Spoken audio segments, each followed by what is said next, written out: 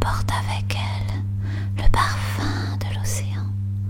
Je prends la position d'un spectateur en attente de l'ouverture du théâtre. La mouette se lève, fait un tour et se pose sur la plage. Elle regarde au loin en nettoyant ses plumes. Dans quelques instants, elle va participer au rendez-vous tant attendu. Elle va rester là où elle va s'envoler sans pouvoir admirer mon rendez-vous. À l'horizon, une silhouette. Au début, elle est toute petite. Impossible de donner l'origine, le nom de l'objet. C'est peut-être un animal, une vague, un poisson ou un bateau. La surface de l'océan commence à changer de couleur. Elle devient un peu plus foncée et un peu plus agitée. Le village de pêcheurs éclairés se reflète dans l'océan, donnant l'impression d'être allongé. De temps en temps, les murs deviennent rouges, bleus, blancs et les toits déformés donnent au village un air irréel sur la surface de l'océan. Les barques rangées les unes à côté des autres se touchent, s'écartent en faisant du bruit, bling bling à la surface de l'océan. Elles dansent sur la musique de la brise. La surface ridée commence à réaliser l'effet d'une robe plissée, donnant l'image d'une mariée en pleine préparation de la journée la plus importante de sa vie. Mon regard commence à courir d'un côté à l'autre dans l'espoir de ne pas perdre un instant de ce déroulement, de cette scène. La mouette, toujours posée sur la plage, a presque fini son nettoyage maintenant. Elle secoue la tête, passant une dernière fois son bec dans son plumage, tirant avec de longs mouvements ses plumes dans le sens de ses ailes. Elle ouvre alors ses ailes en grand, puis les ferme tout doucement, comme pour vérifier le mécanisme et toute la magie qui lui donne la capacité de voler à sa guise. En bougeant la tête, je remarque que la silhouette est plus proche et se détache. Maintenant, je peux découvrir de quoi il s'agit. C'est un bateau au loin. J'ai l'impression d'un bateau fantôme déformé, un objet flottant mais majestueux à la surface, figé de la ligne d'horizon. En clapotant, les vagues ramènent sur la plage des perles blanches, ressemblant à de petits nuages qui se lèvent, puis retombent, s'étalant sur le sable. Après leur départ, restent sur la surface du sable des dessins de diverses formes, composant un tableau géant de couleurs foncées, devenant de plus en plus clair. La mouette ne bouge pas, malgré les pieds dans l'eau. Tiens, une autre silhouette plus grande, plus claire, plus détectable.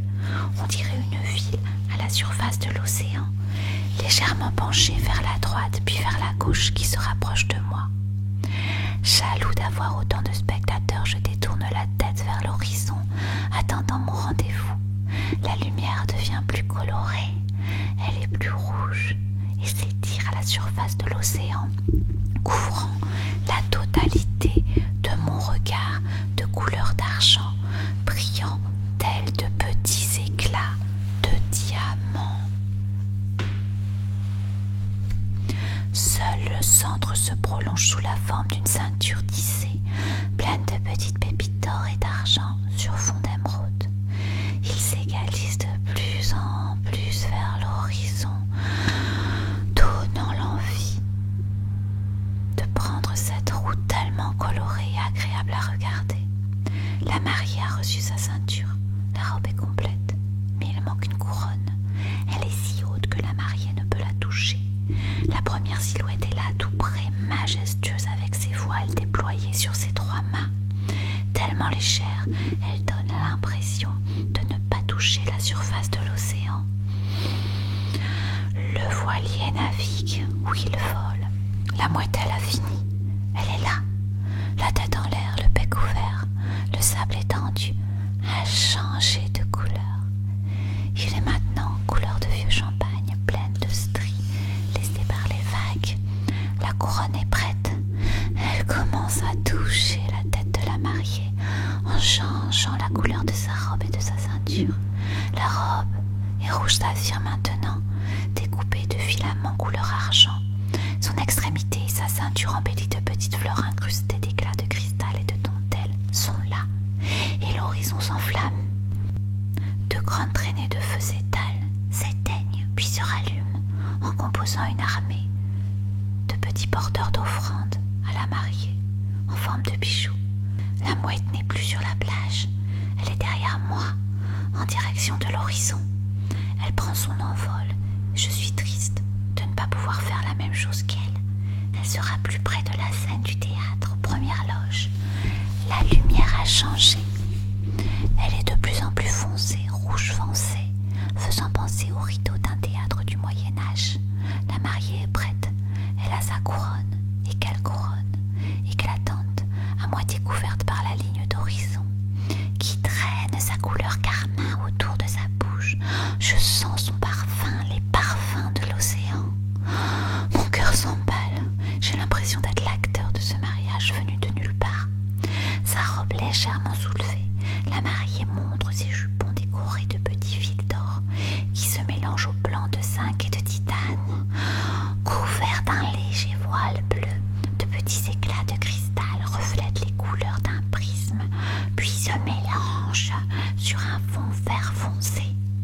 Un peu plus haut, la mariée a reçu sa couronne, qui a encore changé de couleur jaune, rouge, rose, entourée de petites perles.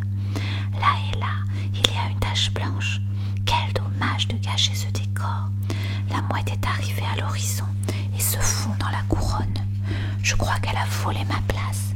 Ah oui, je devrais être là où elle se trouve. La totalité du corps de la mariée est couverte d'une robe décorée d'une multitude de bouclés de fleurs, venues d'un champ de couleurs magiques, rouge, vert foncé, jaune, rose, orange et bleu, allant de la plus vive à la moins vive. Puis elle se transforme en couleur d'arc-en-ciel, pour définitivement finir en espace couleur d'océan, transformé en feu. Mon cœur bat de plus en plus. La mariée est condamnée de brûler. Je resterai veuf. Et puis à nouveau les couleurs redeviennent plus claires et transforment cette fois-ci en un éclat orange satiné, virant vers le gris tissé de filaments d'or et d'argent. La couronne se reflète sur la surface, accompagnée de tous ces décors, faisant une ligne voilée, embellissant et donnant de la clarté à chaque petite nuance de couleur. Elle s'agrandit, se détache de la surface, me faisant croire à une double image.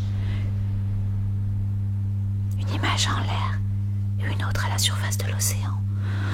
Moi, je suis content.